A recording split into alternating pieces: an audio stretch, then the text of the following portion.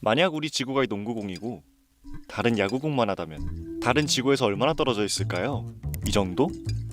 아니면 이 정도? 정답은요. 밤하늘에서 가장 잘 보이는 천체 달. 한 요만큼 떨어져 있을 것 같지만 실제로는 우리 생각보다 훨씬 멀리 있습니다.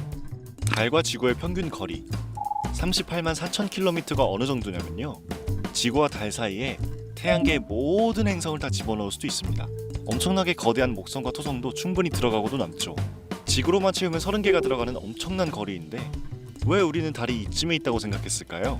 검색창에 지구와 달을 검색하면 보통 이런 사진이 뜹니다. 이런 사진은 들의 크기를 비교한 사진일 뿐 얼마나 멀리 있는지 거리를 나타내는 게 아닙니다. 그렇지만 오해하기 쉽죠. 실제로 나사의 목성 탐사선이 우주 저 멀리서 찍어 보내준 지구와 달 사진을 보면 생각보다 많이 멀다는 게 조금은 느껴지는데요. 우주선으로도 사흘을 비행해야 하고 시속 100km 자동차로 5달을 달려야 도착할 수 있는 거리입니다. 사실 지구와 달의 거리는 기원전인 고대 그리스에서부터 매우 정확하게 계산되어 알려져 왔어요. 히파르코스라는 천문학자가 삼각비를 활용해서 달까지의 거리를 구했고 지구 지름의 30배라는 값을 얻어냈습니다. 실제 거리와 매우 근접한 값이었죠. 요즘은 밀리미터 단위까지 정확하게 측정할 수 있다는데요. 바로 달에 있는 거울 덕분입니다. 옛날에 달에 착륙했던 우주 비행사들이 달 표면에 반사경을 설치해놨는데요. 지구에서 달을 향해 레이저 광선을 쏴서 지구로 돌아오는 시간을 재면 정확한 거리를 측정할 수 있습니다. 그 덕에 달이 매년 3.82cm씩 지구로부터 멀어져 가고 있다는 것도 알게 됐죠. 그 이유는 달의 기조력 때문이라는데요. 달이 지구의 바닷물을 끌어당기면 지구 자전 속도가 미세하게 느려지는데 그 때문에 지구의 각 운동량이 줄어들고 줄어든 각 운동량과 그 달력에너지를 그만 알아봅시다. 그래봤자 1km 멀어지는데 26,000년 걸린다니까 걱정할 필요는 없을 것 같네요. 아무튼 이렇게나 멀리 있는 달에게 우리가 영향을 많이 받는다는 게 참 신기합니다. 달은 지구 자전축을 안정적으로 잡아주는 막정한 역할을 하고 있는데요. 하루가 24시간인 것도 사계절이 존재하는 것도 모두 달 덕분입니다. 운석의 충돌로부터 지구를 어느 정도 보호해주고 있기도 하죠. 과학자들은 달이 없다면 지구는 생명이 거주하기 어려운 극한의 환경이 됐을 거라고들 하는데요. 오늘 하늘에 뜬 달은 왠지 한층 더 예쁘게 보일 것 같습니다. 우리가 매일 밤 볼 수 있는 달에는 사실 아직 밝혀지지 않은 비밀이 숨어 있습니다. 달이 어떻게 생겨났는지 탄생의 비밀부터 지구에서는 절대 볼 수 없는 달의 뒷면, 행성만큼 커다란 기이한 크기로 밀물과 썰물, 그리고 지구의 생명체를 만들어낸 존재감과 인류의 구원이 될 거라는 달이 가진 고효율 에너지까지 오늘 과몰입 달편을 보고 나면 밤마다 떠오르는 달을 새롭게 볼 수 있으니까요. 끝까지 들어봐 주세요. 우리 지구가 가지고 있는 유일한 자연위성, 달. 달은 언제부터 지구 주위를 돌기 시작한 걸까요? 달의 탄생에는 분리설, 동시생성설, 포획설 등 다양한 가설이 있지만 오늘은 가장 유력한 대충돌설을 설명해 드리려고 해요. 소행성과 지구의 충돌로 인해 떨어져 나온 지구의 파편이 달이 됐다는 가설인데요. 약 46억 년 전 태양계는 지금과 달리 혼돈에 휩싸인 불타는 세상이었어요.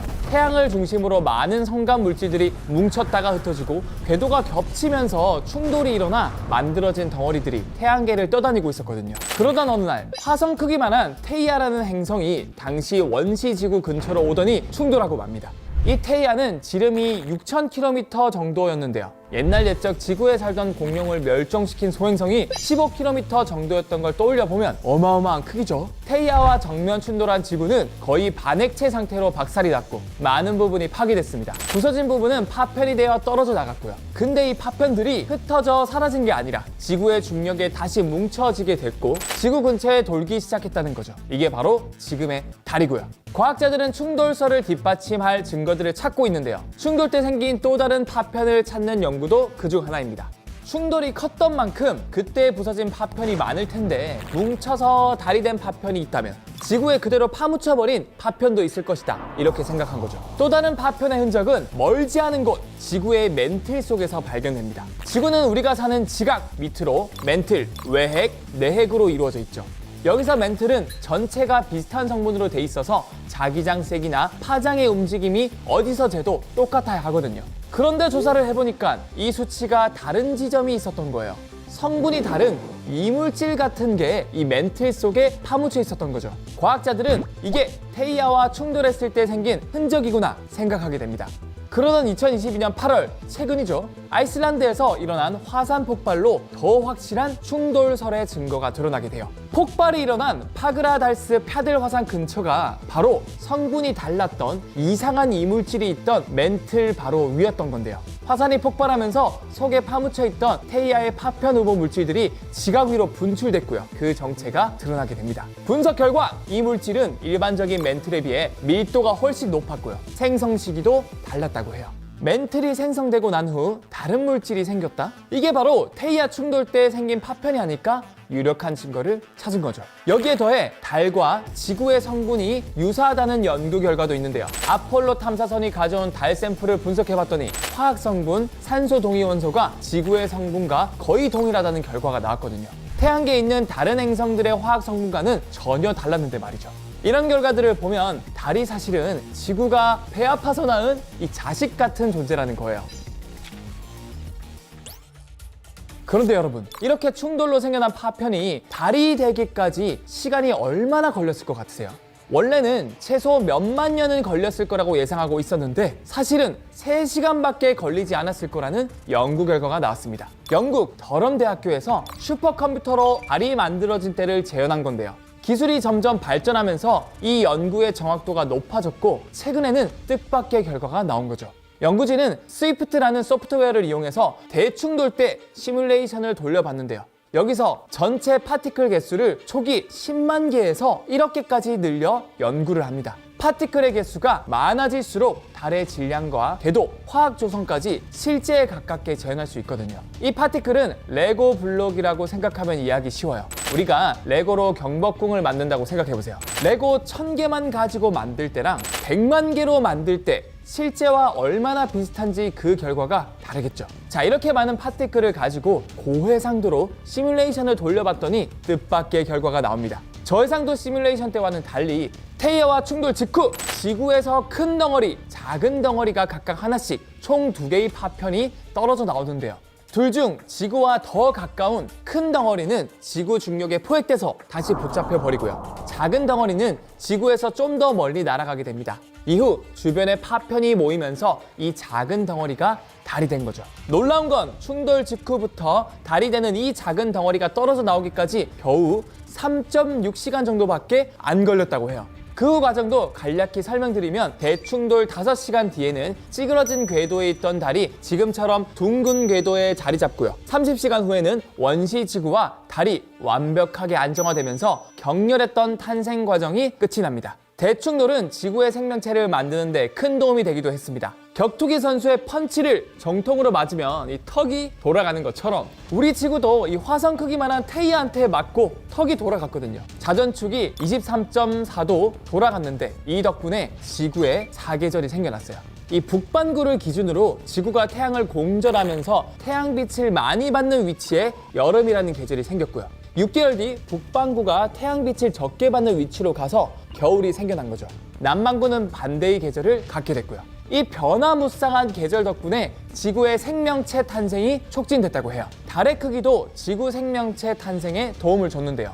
지구가 처음 만들어졌을 때 하루는 고작 4시간 정도였다고 해요. 이렇게 낮과 밤이 빨리 바뀌면 생명체가 존재하기 힘든데 달이 지구의 자전 속도를 늦춰서 하루를 길게 만들어줬다고 합니다. 달은 사실 크기가 비정상적으로 큰 기이한 위성이기도 하거든요. 과거의 행성이었던 명왕성의 지름이 약 2,400km 정도였는데 위성인 달 지름이 3,500km니까 한때는 행성보다 큰 위성이었던 거죠. 커다란 달에 강한 인력으로 생긴 밀물과 썰물이 지구 표면과 마찰을 일으켜서 자전 속도가 늦춰지게 됐고요. 이 밀물과 썰물의 영향으로 지금도 지구의 하루는 사실 아주 조금씩 길어지고 있습니다.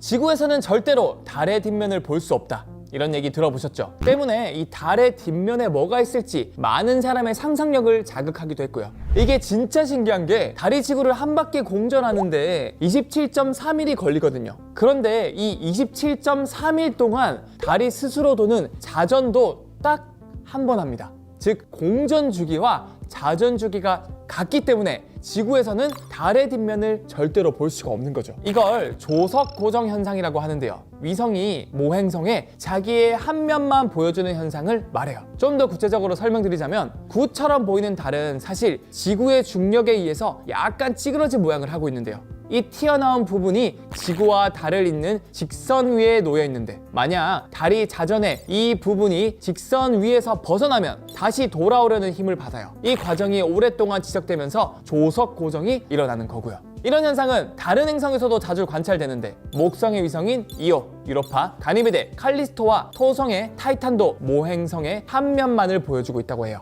달의 뒷면은 항상 지구를 바라보는 앞면과 다르게 등을 돌리고 있어서 엄청나게 많은 운석을 맞는다고 합니다. 달의 앞면은 지구 쪽을 바라보고 있어서 보호를 받는데 달의 뒷면은 우주를 향해 있으니 시도 때도 없이 날아오는 운석에 맞게 되는 거죠. 그래서 달의 뒷면에는 운석 충돌 분화구가 아주 많다고 해요. 1969년 아폴로 탐사에 성공하면서 인류가 달에 갈 수 있다는 걸 확인한 지 55년이 지났죠. 하지만 우리나라를 포함해 많은 국가에서 지금도 달 탐사와 연구에 열을 올리고 있는데요. 인류가 달에 집착하는 가장 큰 이유, 바로 달이 가진 고효율 미래 에너지 때문입니다. 오죽하면 달을 인류의 광산이라고도 부르죠. 우리나라의 다누리호도 달의 자원을 찾기 위해 열일 중인데요. 다누리호의 임무 중 하나가 바로 이 달의 지도를 만드는 일이에요. 이 지도는 달의 어느 지역에 가서 어떤 자원을 찾을지 자원 발굴을 목표로 제작되고 있습니다. 달이 가진 자원 중에서 가장 주목받는 게 바로 헬륨-3인데요. 이 헬륨-3는 태양으로부터 만들어져 오는 원소입니다. 태양이 가끔 에너지가 높은 물질들을 사방으로 방출하거든요. 그게 태양계의 끝, 해왕성 너머까지도 날아가요. 이 물질들이 방사선이기 때문에 우리에게는 굉장히 위험한데요. 다행히 지구에는 자기장이 있어서 이 물질들을 막아줍니다. 그런데 달에는 자기장이 없거든요. 태양에서부터 뿜어져 나온 헬륨-3가 달 표면에 그대로 퇴적된 거죠. 근데 이 헬륨-3가 핵융합 발전의 연료입니다. 과몰입 1회 때 핵융합 에너지에 대해 설명해 드렸었죠. 헬륨-3로 핵융합을 하면 엄청난 양의 에너지를 얻을 수 있는데 단 1g으로 석탄 40톤어치의 에너지를 만들 수 있다고 합니다. 미국에서 연구한 결과에 따르면 달의 표토에 적어도 100만 톤의 헬륨-3가 있다고 하는데요. 이 정도면 인류가 수세기 동안 걱정 없이 사용할 수 있는 양이라고 합니다. 헬륨-3는 지금 핵융합에 사용되는 중수소, 삼중수소와는 달리 핵융합 과정에서 방사선 물질이 안 남기 때문에 아주 친환경적이기도 합니다. 달에 있는 휘토류도 인류가 눈독 들이고 있는 자원인데요. 휘토류는 스마트폰, 전기자동차, TV 등 전자제품을 만들 때 꼭 필요한 금속류로 지구에서는 생산지가 제한적인 전략 자원인데 비해 달에는 꽤 많은 휘토류가 매장되어 있거든요. 달에 있는 물과 빛을 에너지로 사용할 수도 있는데요. 달에는 태양빛이 1년 내내 들지 않는 영구음영 지역이 있는데 여기에는 얼음 상태로 물이 존재해서 우주인의 식수, 산소용이나 우주 로켓의 에너지원인 수소로 활용이 가능할 거라고 합니다. 반대로 달의 남극에는 1년 내내 태양이 지지 않는 빛의 정점 지역이 있어서 달 현지에서 태양광을 활용할 수도 있고요. 달과 관련된 신기한 현상 중 하나로 달이 밤하늘에 있을 때보다 지평선이나 산 근처에서 더 커 보이는 달 착시가 있습니다. 이 착시 현상은 아직 확실한 원인이 밝혀지지 않았는데요. 가설 중에 가장 그럴듯한 게 폰조 착시 현상이 있습니다. 주변 배경과 비교해 대상을 분석하는 현상인데요. 자세하게 설명해 드릴게요. 사람은 본능적으로 무언가를 비교하려고 해요. 지평선을 볼 때 그 끝이 멀리 있다고 느껴서 지평선에 달이 떠 있으면 아, 저 달이 아주 멀리 있구나 인식하게 됩니다. 이렇게 먼 거리에서 달이 이 정도로 커 보여? 엄청 커 보이네? 라고 착각하는 거죠. 반대로 밤하늘에 떠 있는 달은 비교 대상이 없잖아요. 그래서 우리는 달이 가깝게 있다고 착각해요. 이렇게 가까이 있는데 달이 작네? 라고 생각하게 되는 거죠. 실제로 실험을 해봤더니 사람들은 하늘 정중앙을 볼 때에 비해 지평선을 볼 때 4배 정도 더 멀게 느꼈다고 해요. 실제 카메라로 찍어서 보면 차이가 없는데 말이죠. 이런 폰조 착시 현상 없이 달을 볼 수 있는 방법이 있는데요. 보름달이 뜬 날 달을 등지고 돌아서서 허리를 굽히고 두 다리 사이로 달을 보면 됩니다. 폰조 착시가 사라지면서 달이 원래보다 작아 보이는 마법 같은 일이 일어날 겁니다. 좀 부끄럽긴 하겠죠. 신기한 건 이런 착시 현상이 진짜 달에서만 나타난다는 거예요. 실제와 정말 비슷하게 구현한 천체 투영관에서는 지평선 근처에서도 달 착시가 일어나지 않는다 그래요.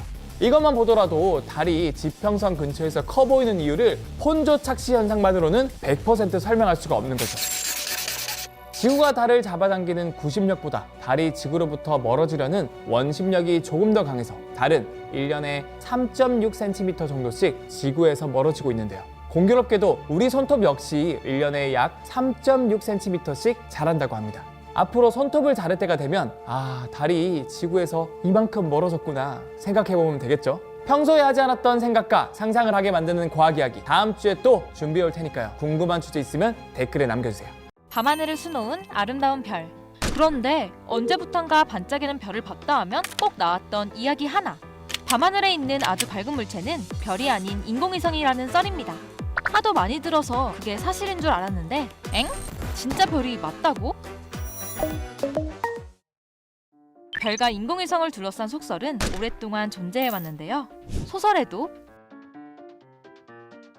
악동 뮤지션 노래의 가사에도 저게 인공위성일까 별이었으면 좋겠다. 지식인 질문에도 별과 인공위성을 헷갈려하는 모습을 쉽게 찾아볼 수 있어요. 이 오래된 소문의 진실을 알아보기 위해 별 박사님께 여쭤봤습니다. 밤하늘에 밝게 빛나는 물체가 별이 아닌 인공위성이라는 이야기 들어보셨나요? 예, 자주 듣습니다. 박사님도 알고 계셨던 이야기군요. 그 소문이 진짜인가요? 우리가 육안으로 봤을 때 빛나는 것들은 대부분 거의 별이나 외부나 구상성단이지 인공위성이 맨눈으로 밝게 보이지는 않습니다. 밝은 별을 보며 인공위성이라고 굳게 믿고 있었는데 그동안 괜히 감성파괴 당한 거였습니다. 인공위성은 스스로 빛을 낼 수가 없기 때문에 태양빛을 받아서 이렇게 반사해서 우리 눈에 보이게 되는데요. 한밤중에는 태양빛이 우리 지구 바로 뒤에 있기 때문에 밝게 빛나기가 어렵습니다. 게다가 인공위성은 크기도 작고 움직이는 속도도 너무 빨라서 사람의 시야로 봤을 때 하늘을 가로지르는데 15분에서 20분 정도밖에 안 걸린다고 해요. 물체가 작고 어두운데 빠르기까지 하니 밤하늘 육안으로 보기란 쉽지 않죠. 대신 아주 운이 좋으면 밤이 아닌 해가 뜨거나 질 때쯤에 태양빛을 반사하며 이동하는 인공위성을 볼 수도 있대요.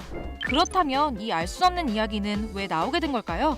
제 추측컨대 요즘은 망원경이나 고성능 카메라들이 많이 보급이 되어서 하늘을 봤을 때 우연히 움직이는 그 밝은 물체를 보신 분들이 이것은 인공위성이다 이렇게 하신 거 아닐까. 고성능 카메라가 많이 보급되면서 인공위성을 관측하는 사람들도 늘어나니 이런 이야기가 퍼진 게 아닐까 추측해볼 수 있다는 거죠.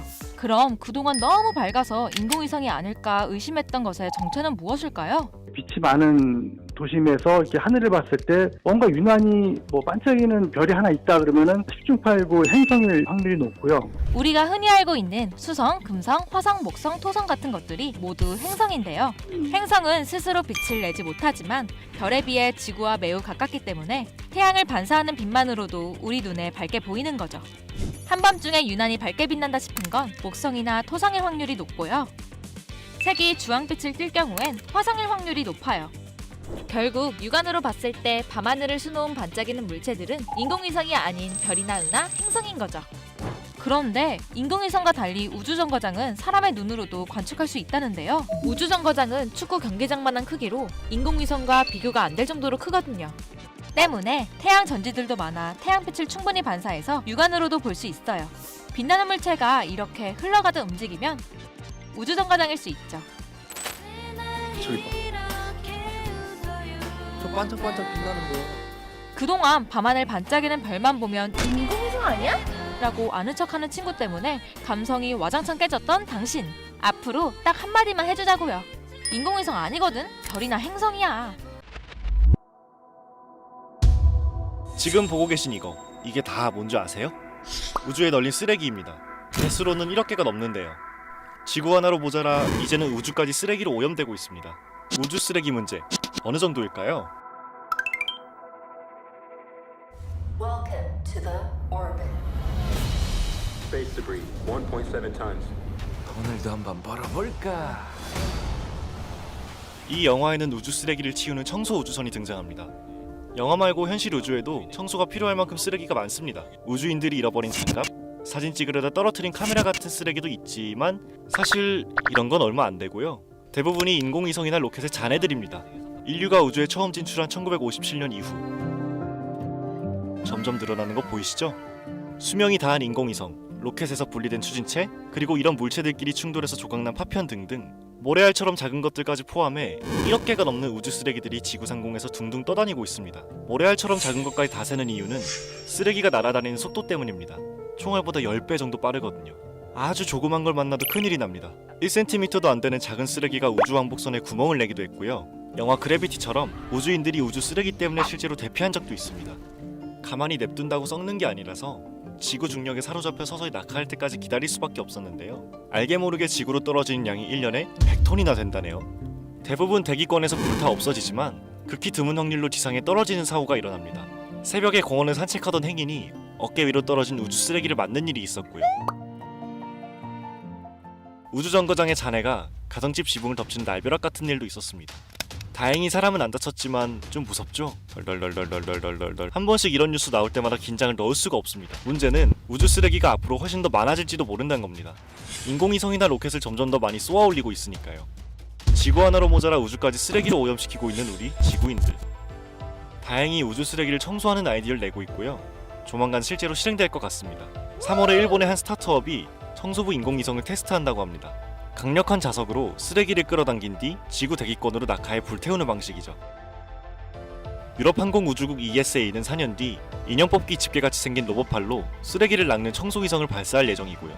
이 밖에도 물고기를 잡듯이 그물을 던져서 우주 쓰레기를 수거하는 방식, 끈끈이를 붙여 거미줄처럼 포획하는 방식 등이 실험되고 있어요.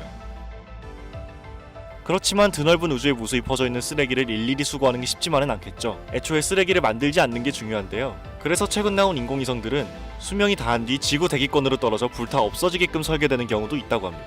이 과정에서 파편이 남지 않게끔 인공위성을 나무로 만드는 방법도 개발 중이라고 하네요. 우리가 만든 쓰레기, 치우는 것도 우리 몫이겠죠? 우주 하면 떠오르는 멋진 사진들. 교과서에서 한 번쯤 본 적 있잖아요. 그런데 조만간 이 사진들이 전부 바뀔 수도 있다고 합니다. 훨씬 더 멋지고 선명한 사진으로 말이죠. 우리가 아는 대부분의 우주 사진은 다 같은 한 개의 망원경으로 찍었습니다. 바로 허블 우주 망원경이죠.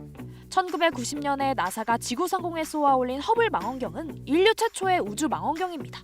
지상에 설치된 망원경으로도 우주를 관측하고 사진도 찍을 수 있지만 지구 대기가 빛을 방해하기 때문에 선명한 사진을 찍기는 쉽지 않은데요. 그래서 가장 좋은 방법은 대기가 없는 우주 공간에 우주 망원경을 설치하는 거예요.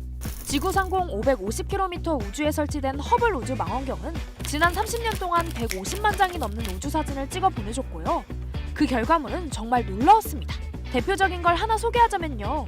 아무것도 없이 빈 공간처럼 보이는 우주의 작은 지점을 아주 오랫동안 촬영했더니 수천 개, 수만 개의 은하가 찍혀 있어서 전 세계를 놀라게 만들었던 사진. 허블 딥필드입니다. 보통 사진 찍을 때 찰칵하고 찍잖아요. 허블 딥필드라든지 허블 울트라 딥필드 이런 것들은 뭐냐면은 한 달 정도 이제 사진을 찍는 거예요. 그렇게 굉장히 긴 노출을 통해서 정말 멀리 있는 우주 또는 과거의 우주를 관측한 그런 것들이 이제 허블 망원경의 대표적인 업적이 되겠습니다. 허블의 관측 결과는 과학계를 뒤집어 놓은 엄청난 발견들로 이어지기도 했습니다. 우주의 나이와 크기, 팽창 속도를 계산하는 것부터 은하의 중심에 거대한 블랙홀이 있다는 사실, 암흑 에너지의 존재까지 다 허블 덕에 알아낸 것들이라고 해요. 허블 망원경을 통해서 기존에 알고 있었던 천문학적인 그 상식들이 바뀌고 교과서에 실리는 이런 일이 많습니다. 아예 천문학 교과서가 바뀌었다고 생각하시면 되겠습니다. 그런데 그거 아세요? 조만간 교과서가 한 번 더 바뀌는 일이 생길 수도 있습니다. 허블 망원경에 들이일 새로운 우주 망원경이 크리스마스에 발사될 예정이거든요. 나사와 유럽항공우주국, 캐나다 우주국 등이 참여해 25년 동안 약 11조 원이 투입된 역대 최대 규모의 우주 망원경 프로젝트 제임스 웹입니다. 미국의 달 탐사 프로젝트 아폴로 계획을 성공으로 이끌었던 나사의 2대 국장 이름을 따서 붙여졌어요. 일단 크기부터가 역대급인데요. 전체 크기가 테니스장만 하고요. 망원경은 거울의 크기가 크면 클수록 좋은데 거울의 집광 면적이 허블보다 7배 넓고 관측 파장의 영역도 늘어났습니다. 결론은 더 멀고 더 어두운 것까지 잘 볼 수 있다는 얘기예요. 그 성능이 허블보다 100배 뛰어날 거라고 말한 과학자도 있죠. 그런데 이 제임스 웹 망원경의 발사가 2007년부터 10년 넘게 계속 미뤄지는 바람에 실망한 사람들도 많았는데요. 우선 망원경의 크기가 너무 커서 로켓에 싣기 위해 접이식으로 만드는 것이 기술적으로 어렵기도 하고요. 망원경이 설치될 위치가 너무 멀기 때문이기도 합니다. 허블 망원경은 지구와 비교적 가까이 위치해서 우주 비행사들이 올라가 수리할 수 있었지만 제임스 웹은 일단 쏘아 올리고 나면 수리가 절대 불가능한 곳으로 가게 되거든요. 한 150만 킬로, 지구 달 거리의 한 4배 정도 거리에 있는 너무 먼 곳에 가기 때문에 고장나거나 하면 수리가 불가능합니다. 많은 테스트를 하고 그런 위험 부담을 모두 제거를 해야 됩니다. 규모나 사람들의 기대 면에서 절대로 실패해서는 안 되는 미션이기 때문에 과학자들은 제임스 웹 프로젝트가 수십 년의 기간을 공들여온 만큼 분명히 가치 있을 거라고 장담하는데요. 130억 년 전의 우주를 관측해서 은하와 별들이 어떻게 탄생했는지 비밀을 풀고 지구와 같은 외계 행성을 찾는 것까지 기대하고 있다네요. 그렇다면 당연히 멋진 우주 사진들도 볼 수 있겠죠? 과거에 허블 망원경이 찍은 이미지를 완벽하게 변화시킬 거예요. 이제 정말 새로운 버전이 나옵니다. 우리가 월등하게 선명한 영상을 이제 보여줄 것으로 이제 예상하고 있습니다. 우리에게 멋진 우주 사진들을 선물해준 허블 망원경은 이제 처음 기대했던 수명을 훨씬 넘겨서 은퇴할 때를 기다리고 있는데요. 허블의 바통을 넘겨받은 제임스 웹 망원경이 앞으로 어떤 놀라운 결과물을 가져올지 기대됩니다. 우주를 떠다니는 인공위성. 새로울 게 없는 익숙한 그림 같아 보이는데 어라? 저기 나무가 있습니다. 엥? 인공위성을 나무로 만든다고요? 올해 여름 미국 항공우주국과 일본 우주항공연구개발기구가 나무로 만든 인공위성을 공동 발사할 예정이라고 밝혔는데요. 교토대학에서 연구가 한창 진행 중이라고 해요. 아니 근데 우주로 쏘아보내는 것들 하면 보통 이렇게 금속 재질로 만들어진 게 떠오르잖아요. 나무랑 인공위성은 상상도 못해본 조합이라 뉴스에서 봤는데 이거 진짜 가능한가요? 역시 다들 의아해하는 반응을 보였는데요. 일단 정말 나무가 우주에서 버틸 수 있는 건가요? 실제로 위성은 힘을 많이 받진 않거든요. 하중이 많이 걸리진 않아서 뼈대 구조를 만드는 재료가 강도나 강성이 높을 필요는 없어요. 발사 때 정도 잘 유지되고 견뎌주면 될 정도고요. 사실은 그거보다 더 중요한 거는 우주에서는 방사선 이런 것들이 지상보다 훨씬 강하게 내려오기 때문에 그런데 잘 버틸 수 있는 재료, 그다음에 낮과 밤의 온도차가 엄청나게 나거든요. 온도차가 굉장히 많이 나더라도 별 문제 없는 재료. 일본 연구진이 실제로 여러 종류의 나무 샘플을 우주에 올려보내서 10달 동안 우주 환경에 노출시킨 결과 나무들이 큰 변형 없이 잘 버틴다는 것을 확인했다고 하네요.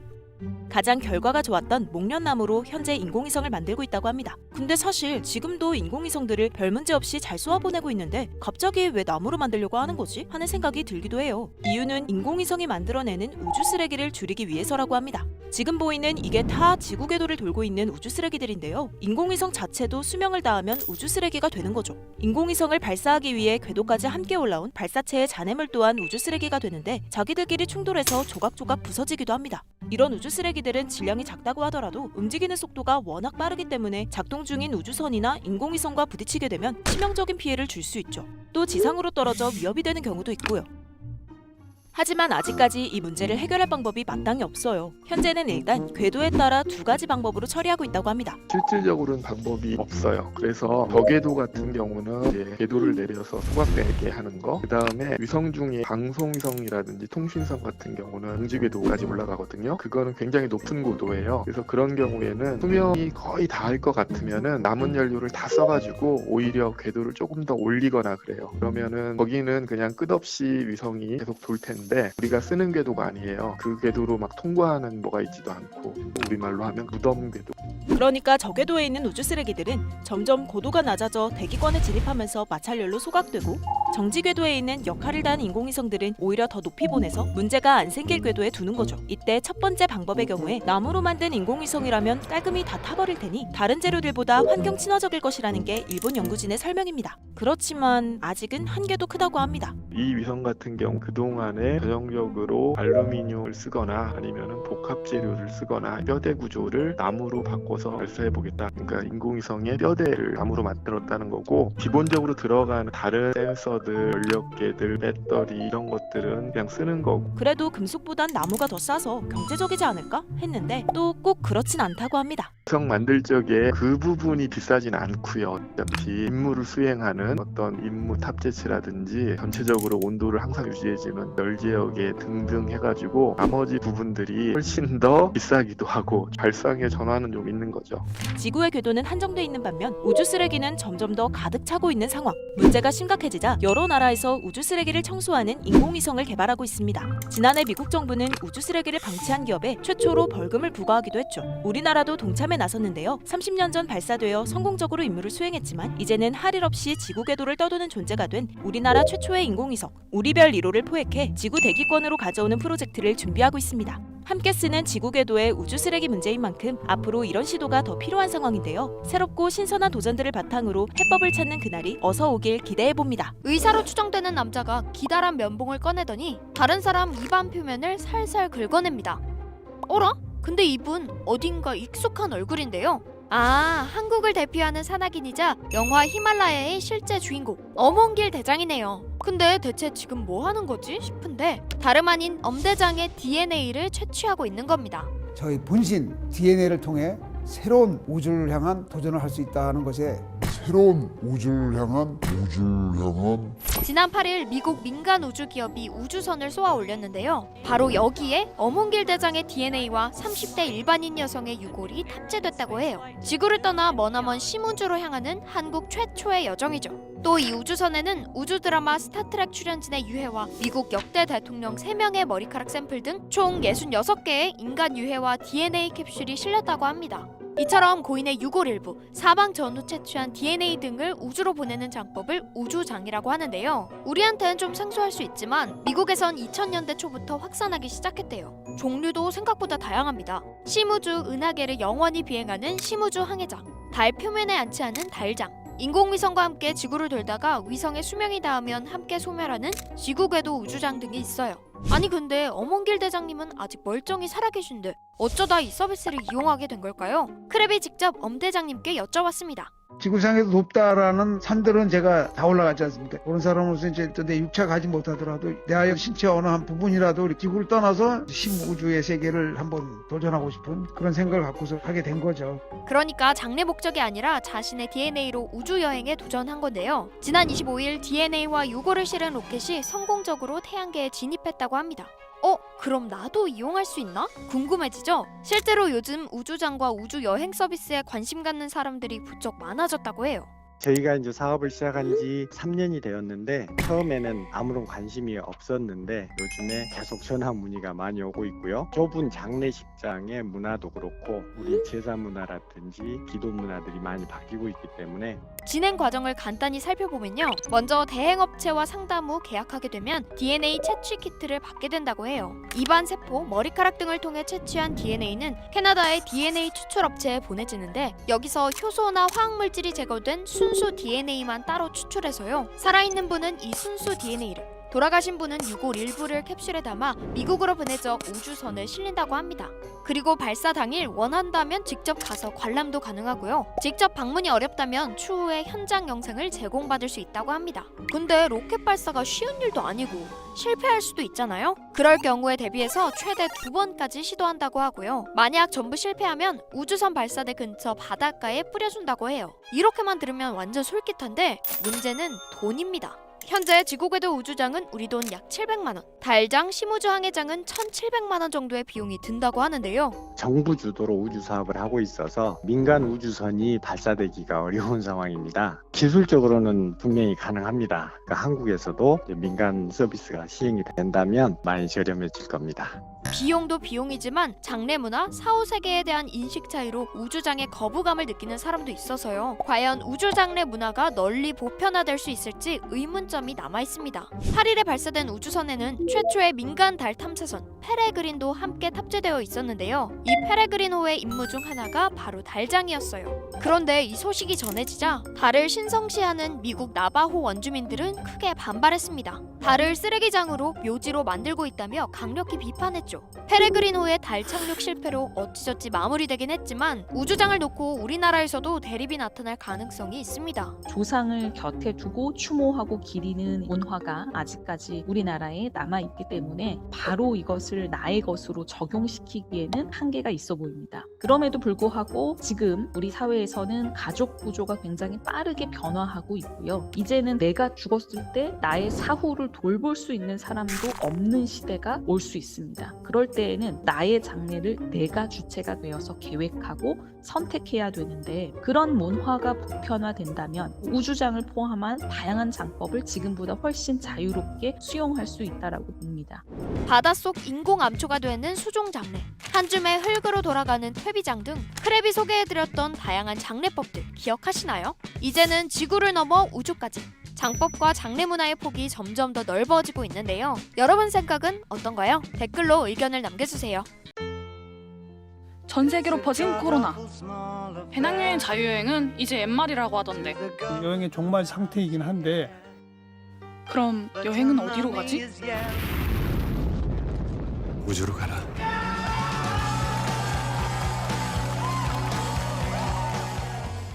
전기차 테슬라로 유명한 앨런 머스크가 2002년 세운 민간 우주개발 업체 스페이스X. 민간인들이 해외여행을 가듯 우주여행을 할 수 있게 우주선을 띄우는 게 목표인 업체야. 그런데 여기서 드디어 유인 우주선을 발사한대. 와우! 앨런 머스크가 우주여행을 위해 처음 시도한 것은 바로 로켓 회수야. 발사한 로켓은 보통 바다에 버려지는데 회수를 하면 로켓 재사용이 가능하거든. 근데 로켓은 왜 재사용해야 하냐고? 일단 로켓을 재활용함으로써 발사 비용을 크게 낮출 수가 있고, 그러니까 예를 들어서 지금 우주인 한 명을 우주로 보내는데 7천만 불이 듭니다. 지금 7천만 불, 거의 1,000억에 가까운 돈이죠. 더 많은 로켓이 발사되면 될수록 그 가격은 계속 내려갈 것으로 생각을 합니다. 그러니까 1,000억짜리 로켓을 10번 재사용하면 비용은 100억, 100번 재사용하면 무려 10억까지 낮아진다는 거지. 여행자 여러 명이 나눠낸다고 생각을 하면 현실적인 비용으로 우주를 갈 수 있게 되는 거야. 2년 전엔 64톤에 달하는 테슬라 스포츠카를 로켓에 실어 우주로 보내 무거운 화물을 우주로 보내는 데 성공한 데다가 로켓을 재사용할 수 있다는 것도 확인한 거지. 그리고 드디어 이번엔 사람을 보내겠다는 거야. 사람이 타기 위해서는 무인 우주선에 비해서 10배의 비용이 더 들어갑니다. 기술이 진일보하면 할수록 비용은 비싸지지만 이 산업화를 위해서는 비용은 또 다운시켜야 되는 그런 상반된 측면이 있거든요. 그래서 이번에 스페이스X의 크루 드래곤은 그 두 마리 토끼를 잡으려는 시도라고 볼 수 있겠습니다. 어릴 때 미래를 상상하며 그렸던 미술 과제에 빠지지 않았던 우주여행. 눈앞에 온 것 같은데 진짜일까? 2025년부터 국제우주정거장이 이제 그 민간에게 개방이 됩니다. 5년 후부터 되기 때문에 그때는 이제 부분적으로 우주 관광이 시작되고 아마 10년 후에는 분명히 굉장히 활성화될 것으로 생각합니다. Faced with a choice, which future do you want? Do you want the future where we become a spacefaring civilization and are in many worlds and are out there among the stars, or one where we are forever confined to Earth? And I say it is the first, and I hope you agree with me. Yeah. 너는 어떤 미래를 원해? 일론 머스크, 제프 베이조스, 리처드 브랜슨, 천상천하 유아 독천, 억만장자들의 버킷리스트, 바로 우주여행입니다. 오죽하면 직접 기업까지 세웠죠. 빅뱅의 멤버 탑도 달 여행을 간다고 하는데 진짜 갔다 오면 민간인 최초이자 한국인 최초가 될 거라고 해요. 최소 1억에서 최대 2천억까지 호화의 끝이 된 우주여행은 사실 제2차 세계대전 미국과 소련의 우주전쟁을 통해 본격적인 발전이 이루어졌는데요. 그 경쟁 속에는 우주에 간 강아지와 침팬지, 전설이 된 우주인 가가린과 암스트롱도 있습니다. 영국, 프랑스, 중국, 일본, 인도 등 우주 패권 라이벌전에 여러 나라가 끼어든 상황에서 우리나라가 누리호와 다누리 발사에 성공하며 우주 강국으로 등극하기도 했는데요. 이대로면 우리도 고흥발 우주여행을 갈 수 있게 될까요? 저는 과학 커뮤니케이터 엑소고요. 오늘은 우주여행에 가몰입해 보겠습니다. 2021년 아마존 설립자 제프 베이조스의 우주여행이 화제가 됐었죠. 그보다 앞선 버진그룹 회장 리처드 브랜슨이 우주여행을 하고 돌아왔고요. 둘은 국영우주 기업이 아닌 민간업체를 이용해 더 화제가 됐는데요. 각각 자신들이 운영 중인 블루오리진, 버진 갤럭틱의 우주선을 이용한 거였죠. 최근에는 빅뱅 멤버 탑이 달을 갈 거라고 하는 소식이 전해지기도 했는데, 괴짜로 소문난 일본의 억만장자 마에자와 유사쿠가 추진한 기어문 프로젝트에 참여한다고 해요. 작년을 기준으로 총 44개국 622명의 사람들이 우주여행을 했다고 하는데요. 모건 스탠리는 우주 산업의 규모가 2030년에는 약 735조 원이 될 거라고 전망했습니다. 우주여행은 세 가지로 나눌 수 있는데요. 준궤도 우주여행, 궤도 우주여행, 지구 밖 우주여행이 있습니다. 준궤도 우주여행은 고도 80에서 100km 정도, 지구 궤도 아래까지 가는 여행으로 가장 활성화될 거라고 해요. 고도가 많이 높지 않아서 지구 전체는 볼 수 없다고 하는데요. 그러면 이 우주여행이 아닌 거 아니야? 라고 생각할 수도 있지만 나사에서 공식적으로 고도 80km 이상 올라간 사람에게 우주 비행사라는 호칭을 주기 때문에 우주라고 할 수 있어요. 궤도 우주여행은 고도 400km 이상을 올라가 지구 궤도를 도는 건데요. 궤도에서는 가속도가 높아지기 때문에 본인의 무게의 4배 이상을 견디는 훈련이 필요하다고 합니다. 하지만 더 광활한 우주를 볼 수 있겠죠.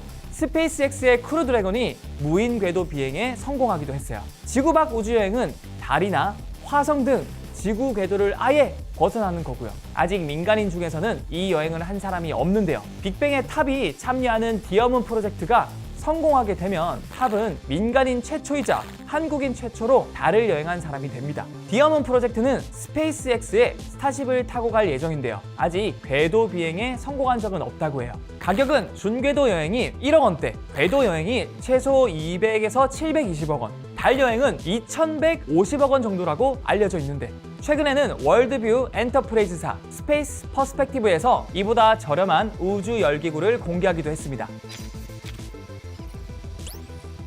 우주 산업이 본격적으로 시작된 계기, 바로 제2차 세계대전 때문입니다. 독일제 장거리 탄도미사일 V2가 네덜란드에서 날아올라 단 6분 만에 300km 거리의 런던에 떨어져 큰 타격을 입힌 적이 있거든요. V2는 고도 105km 정도까지 올라간 적도 있는데요. 이를 본 미국과 소련, V2처럼 우주에 진입하면 강력한 군사 패권국이 될 수 있다고 생각해서 독일 인재들을 막 영입하고요. 본격적인 미, 소 우주 전쟁이 시작됩니다. 첫 승은 바로 소련이 거머쥐는데요. 1957년 10월 스푸트니크 1호 발사에 성공해 세계 최초 인공위성 발사 기록을 세우죠. 이를 목격한 미국인들은 스푸트니크 쇼크라며 엄청난 충격을 받습니다. 소련보다 미국의 과학기술이 앞서 있다는 자부심이 있었거든요. 발등에 불 떨어진 미국, 스푸트니크 발사 2개월 만에 뱅가드라는 로켓을 개발합니다. 하지만 준비가 너무 소홀했던 걸까요? 발사 2초 만에 폭발해 전 세계적으로 망신을 당하죠. 자존심 회복에 나선 미국은 아예 항공우주국을 창설해버리는데 그 이름이 바로 나사입니다. 2라운드를 시작한 미국과 소련, 이번에는 인류가 우주에서 살 수 있을지 알아보기 위해서 동물을 우주로 보내는 실험을 하는데요. 지구 궤도에 최초로 오른 동물은 소련의 라이카였어요. 모스크바 시내에 살던 또돌이 개였는데요. 과학자들은 라이카를 스푸트니크 2호에 태워 우주로 보냅니다. 하지만 온도 조절 시스템 오작동으로 목숨을 잃게 되죠. 미국은 햄이라는 침팬지를 소형 탐사선에 태워 우주로 보내는데요. 무려 16분 정도를 비행하고 무사히 지구로 살아 돌아옵니다. 그렇게 햄은 영장류 최초로 우주 여행을 한 침팬지가 되죠. 하지만 미국의 기쁨은 오래가지 못했습니다. 같은 해 4월 소련의 공군 중위 유리 가가린이 보스토크 1호를 타고 인류 최초로 우주 비행에 성공했거든요. 가가린은 비행선 공간에 맞는 157cm의 아담한 키 덕분에 치열한 경쟁을 뚫을 수 있었다고 하는데요. 1시간 48분간 지구 한 바퀴를 돌고 무사히 귀환했습니다. 소식을 듣고 낙담한 미국, 당시 케네디 대통령은 우주 전쟁에서 판도를 뒤집기 위해 달에 사람을 보내는 아폴로 계획을 발표했고요. 1969년 7월 전 세계가 생방송으로 지켜보는 가운데 아폴로 11호 우주 비행사 닐 암스트롱이 인류 최초로 달에 발자국을 남기게 됩니다. 이때 닐 암스트롱의 명언이 널리 알려지게 되죠. 한 인간에게는 작은 걸음이지만 인류에게는 위대한 도약이다. 결론적으로는 미소 우주전쟁 덕분에 우주 산업이 빠르게 발전했다는 평입니다. 우주 산업에서 가장 중요한 우주 발사체를 설명해 볼게요. 우주 로켓이라고도 부르는데요. 지구에서는 탑재물, 즉 짐을 싣고 우주에 가서 정해진 곳에다 짐을 풀어넣는 역할을 해요. 마치 택배 배달 서비스처럼 말이죠. 인공위성, 탐사선, 사람은 물론이고 큰 우주 정거장 모듈이나 궤도 망원경 등을 배달하기도 합니다. 우주 발사체가 없으면 탐사선이든 인공위성이든 무용지물이 되겠죠. 앞서 말했듯 미국과 러시아는 1950년대부터 경쟁적으로 우주 발사체 기술을 확보했고요. 지금 여러 나라에서 독자적 기술 개발에 열을 올리고 있는 상황인데요. 지난해 6월 우리나라가 누리호 발사에 성공하면서 한국형 발사체 개발을 이뤄냅니다. 세계 7대 우주 강국의 반열에 오르기도 했고요. 중대형 발사체 액체 엔진을 개발한 국가가 전 세계에 딱 7개국 밖에 없거든요. 누리호 발사 성공으로 군사, 기상 관측, 통신 등 다양한 용도의 인공위성을 원하는 대로 띄울 수 있게 됐고요. 우리나라에서 우주여행을 갈 수 있는 가능성도 열리게 됐습니다.